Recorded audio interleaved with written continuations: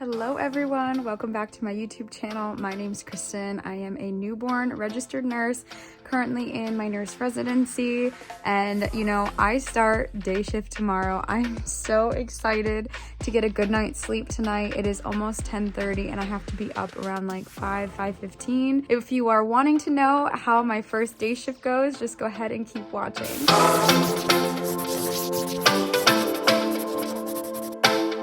It is almost 10:30, so I just wanted to get this vlog started. I want to go ahead and just say hello to everybody, and really I'm so excited to get a good night's sleep. I'm already lying in my bed. I already set up my new bed sheets, so I got everything washed and it just feels so good. I took some melatonin, which I've been actually using, like a children's melatonin, to help me sleep for day shift. It's helped a little bit, and I'm hoping that it will get me kind of tired now before bed, and then it can help me like sleep through the night so I can wake up feeling a little bit more refreshed than I have. I am a little nervous for tomorrow because day shift is so fast paced. They will go through in the morning at least like 6 or 7 deliveries, and if there's only 3 of them, that's pretty intense. And I have to now catch my own babies in the OR at night. We never have scheduled C-sections. It's always emergencies at night, so like stat C-sections or just C-sections that need to happen because mamas aren't going to deliver the baby vaginally. We always have NICU there, and this time I'm going to be in the OR alone, so I already know if it's not going to hit me tomorrow, it's going to hit me Tuesday, because there are always scheduled C-sections during the day. Sometimes there could be as little as 1 all the way up to like 6 or 7 I've seen on the board. So I know it's going to happen for me, and I just have to take it as it comes. I can tell you right now, I like vaginal deliveries better, just the way that the process goes, how I'm organized. I'm not the biggest fan of C-sections. However, in a C-section, I get everything done in the first 30 minutes, so that's really nice because then all I'm doing is monitoring vital signs on the baby and then helping mama breastfeed the baby as well. So it is nice, but I don't know, I just feel like sometimes in the OR I do feel a little bit like discombobulated, because like sometimes you can't do everything, but then other times you can, so I always feel like my flow is just a little bit interrupted. But other than that, we're going to find a new flow that's going to work in the OR. I'm nervous but excited. I'm going to have to relearn all new names for day shift, make all new friends on day shift. We're going to get through it, and of course, I'm going to talk you all through my day and let you know how it went. I'm really excited to just let y'all see how this change can hopefully be a good effect on me, like mentally, spiritually, emotionally. Like I said, night shift has been like a real downer on me, so I'm just hoping that this change is just gonna be a new start. I'm gonna go ahead, just take my makeup off, hit the lights, and go to sleep. Good morning. I'm trying to wake up.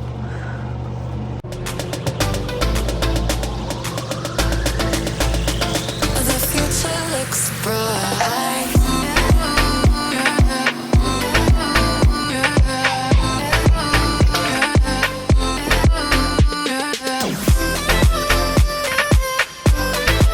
On my way to the hospital, honestly, this brings me back to my clinical days where I had to drive like an hour away, and so I had to get to the hospital by like 6:20 to take a shuttle.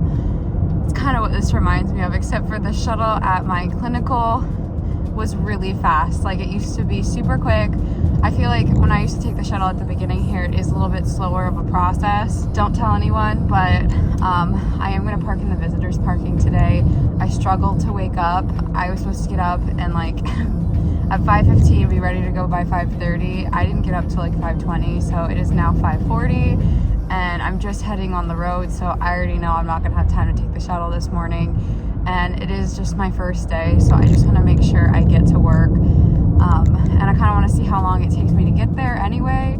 Traffic's a little bit different where I live. Like, there's only 2 or 3 ways to get into the city. I just want to make sure that traffic's not going to be bad getting there. I mean, it's 5:40 in the morning. I'm sure there's not going to be tons of traffic, but it always makes me nervous, like going somewhere new and like thinking I'm gonna be late. Traffic starts building up by like 6:20, and of course it's like change of shift, so everybody's trying to get to the parking garage, so I just want to make sure that like I have some extra time. And technically on my unit I have until 6:54 to clock in. There is really no lengthy report we have to give, so honestly, like, I just get in there around like 6:48 is my normal time I'm clocking in. I change and I get reports.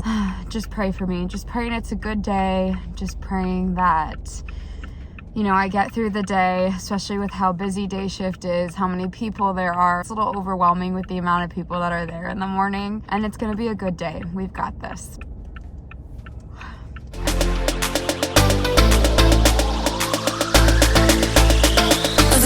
I actually made it here in pretty good timing. I probably could have just taken the shuttle at this point, but I'm in the visitor's lot anyway, so I'm just gonna hang out here for breakfast. I have a cinnamon raisin bagel and I have a Greek yogurt, so I'm just gonna eat this really fast in my car, put my hair up because I don't want to have my hair down, especially during deliveries, and then I'm probably just gonna put like a little bit of mascara on so I look a little bit more alive during the day, because at nights I didn't wear any makeup except for like maybe mascara here and there, and like sometimes it would make me look refreshed. So that's the kind of look I'm going for right now.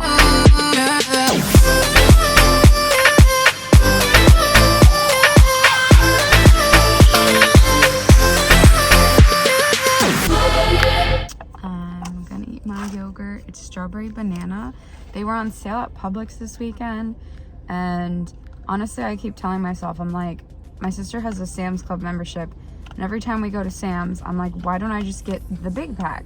The problem is we don't have the space for the whole entire big pack. I feel like I'd save so much money if I just get the big pack. But thankfully at Publix this weekend, they were buy 10 for 10. So that means that they were $1 each.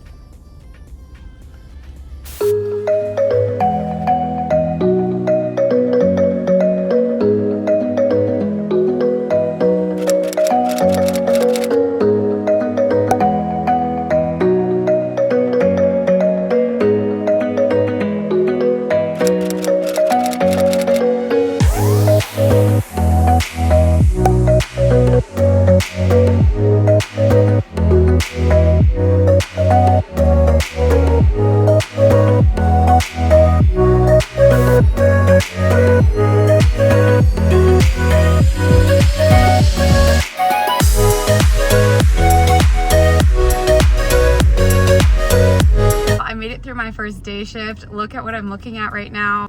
It is still bright and sunny outside. I'm gonna drive home and be able to watch the sun go down. I get to come back tomorrow and do it all over again, but I just feel so much better not having to stay awake the whole entire night. I am definitely not a night shift person, definitely more of a day shift person. I still have so much energy right now. I got a little tired throughout the day because I've been like taking naps here and there. I can tell like my body's still trying to adjust back to a day shift schedule. So I think it was like 10 and then like 5. I was like, ooh, I'm starting to get tired. So I already know by the time I get home, I'm really just gonna eat and go to bed.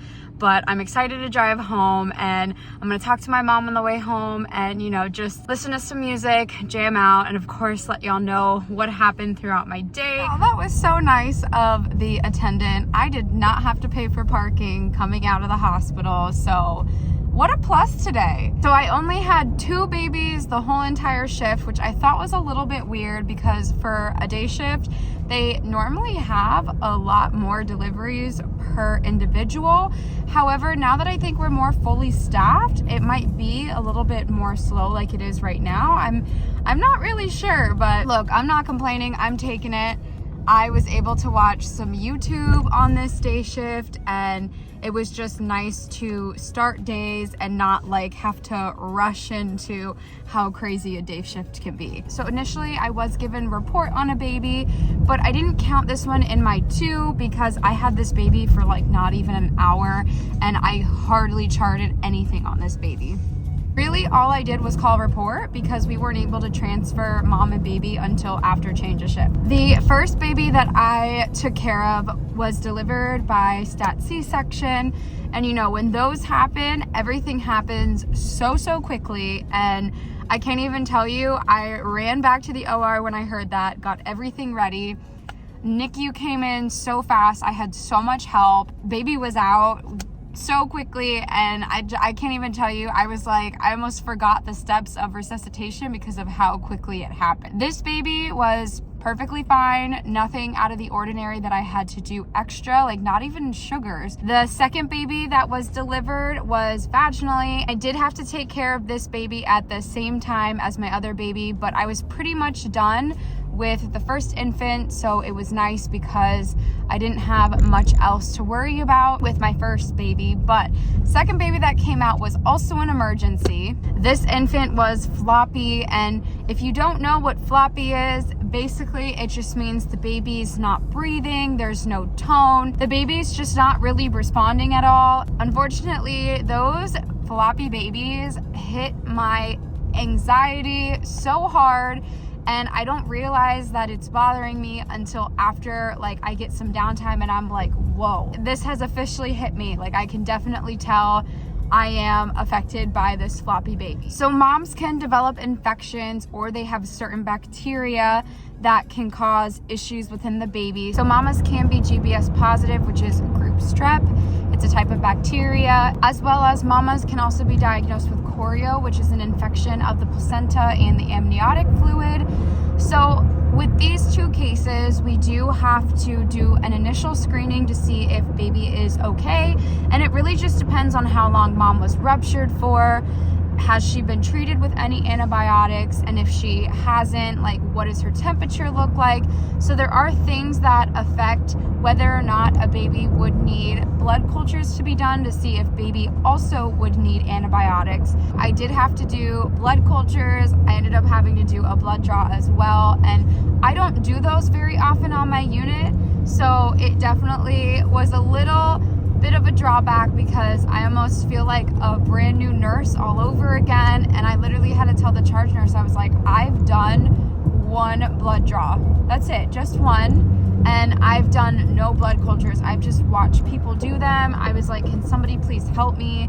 And I got some really good education today. And, you know, it's crazy to think that 8 months in, like, I still don't know how to do some of these things. Like, it would be nice to have more practice for sure. Like, that's why I keep talking in my videos. I'm like, you know, I really wish I had some type of job where I could be utilizing my nursing skills, but I also love this job a lot that, you know, I'm okay with not utilizing my nursing skills because I don't really need to use them all the time, and I know like when it's time for me to use them, I have a lot of backup and help. And by the end of it, baby was okay. You know, sometimes when infants, you know, are transitioning, I'm able to monitor them if they're tachypnic, which just means that they're breathing faster, or if they're tachycardic, where their heart rate is increased, or if they're bradycardic and their heart rate is decreased. I'm able to monitor that, or if they have a temperature.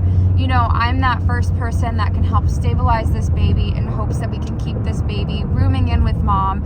And that is the big goal that we try to do. And I'm so glad that I was able to watch this baby go from the initial stage of not really putting in any effort to then, you know, rooming in with mom and just being able to see that. Like, those types of babies scare me really to watch. But at the same time, I'm like, it makes me feel good when I know that like I'm assessing and I'm doing everything I need to do to make sure that this baby stays safe, the baby's able to be with mom and dad and doesn't have to be taken to NICU. And I mean, when the babies of course need more care than what I can provide, the babies will go to NICU, but it's just nice to know whenever we can avoid that whenever possible. Well, I'm gonna get home and I'm now starting to really get hungry.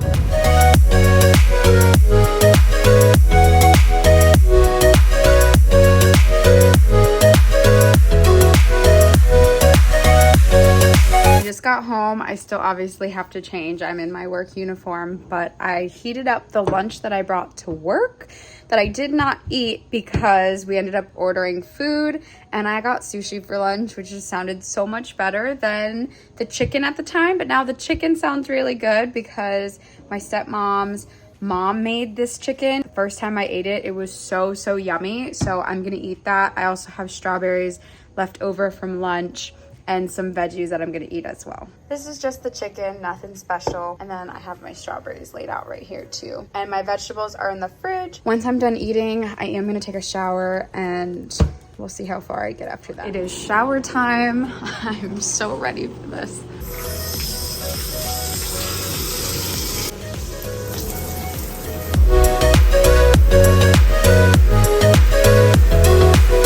It is 9:12. I just got out of the shower. I'm literally already sitting in bed.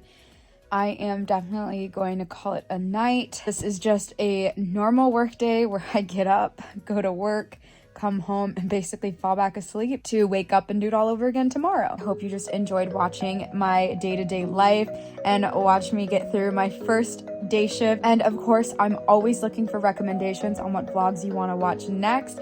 So if you have anything or just any comments you want to put down, go ahead, post it in the comment section down below. I read all my comments and I try my best to respond to every single one of them. I love talking with y'all and just being able to have that conversation, talk about nursing school and basically anything else that's going on in your life. So of course, I always want to just, wish you luck on your nursing journey and just thank you so much for following me on my first day shift.